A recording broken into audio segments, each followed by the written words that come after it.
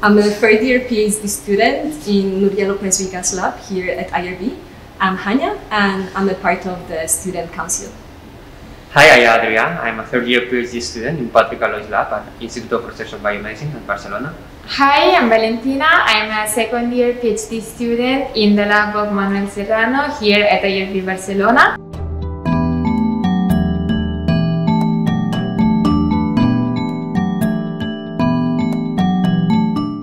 It's very easy to talk about physical pain, physical issues, but there is still a little bit of concern by everyone about talking about mental health. So in my opinion, PhD students are even more worried about talk about this, because the work of a PhD student is a really personal work, and it's full of moments of failures, and this really affects your mental health. There is still this very big stigma around mental health. So the stigma is related to people thinking that if you experience depression, anxiety, or any other mental health issues, that there is something wrong with you, or there is something wrong with that. But it's actually not the case. It's just that we are in a very demanding environment, and as a result, often this leads to depression and anxiety. During the PhD, it's easy to find, this kind of competitive environments, and I'm afraid that in those environments, PhD students wrongly associate those feelings to weakness.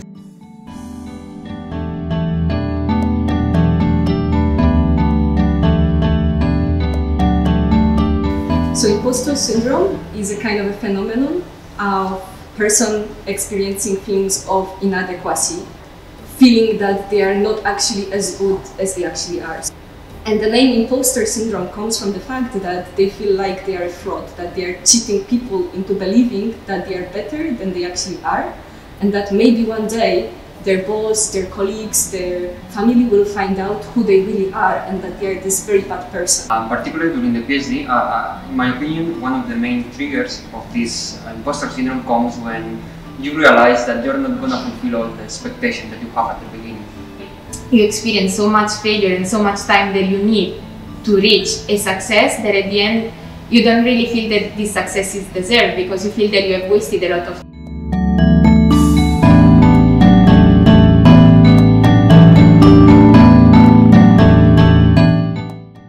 I think that this is how the system works, and I completely agree with Adrian, and the system should change. Because sometimes during your PhD or during your postdoc, you start a project, the project doesn't work in the direction that you would like it to, and when you obtain negative results, these negative results are not published, never, by anyone. I guess that now they are a little bit trying to change this, but in the last 2 years, I think that two important things happened. One is that, for example, for trials that are made on animals, you can publish if a trial didn't work. And this is very good, also from an ethical point of view.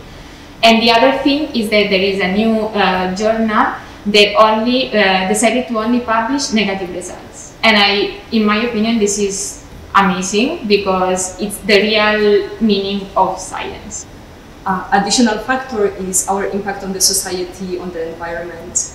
But having all of those requirements put on a single scientist, I think it's too much, because then scientists become this kind of a Swiss knife or a bit of a circus, that we have to be able to do everything. So we have to be able to do very good research, write very good papers, have luck to be able to have actually positive results that are publishable. Then on top of it, we need to be able to get involved in policy making. We should also, I think it's impossible for one scientist alone to achieve all of that.